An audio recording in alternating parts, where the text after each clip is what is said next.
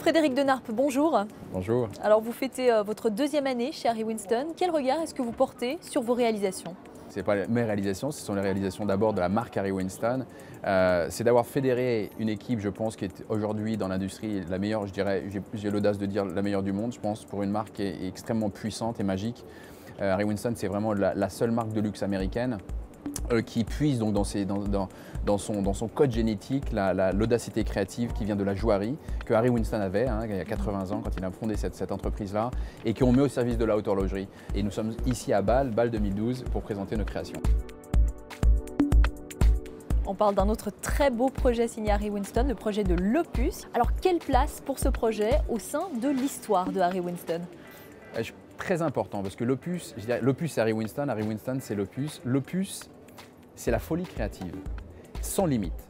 Et c'est la capacité qu'Harry Winston a eue les 12 dernières années à identifier les plus grands horlogers ou les plus créatifs horlogers au monde, souvent les plus petits, mais les plus créatifs, et en identifier un chaque année et lancer une aventure d'homme, une aventure humaine, de collaboration, pour donner naissance aux projets les plus audacieux, les plus fous. Et cette année, Opus 12, c'est vraiment la révolution. On est arrivé en 2010 pour proposer une idée.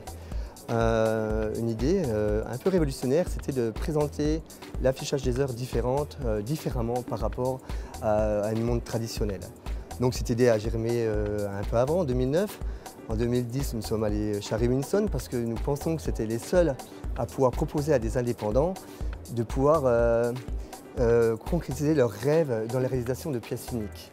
L'idée de base était cette aiguille tournante. Ils nous ont poussé au-delà de nos limites pour arriver à un produit d'exception. Donc voilà cette fameuse Opus 12. On va vous faire dérouler le temps.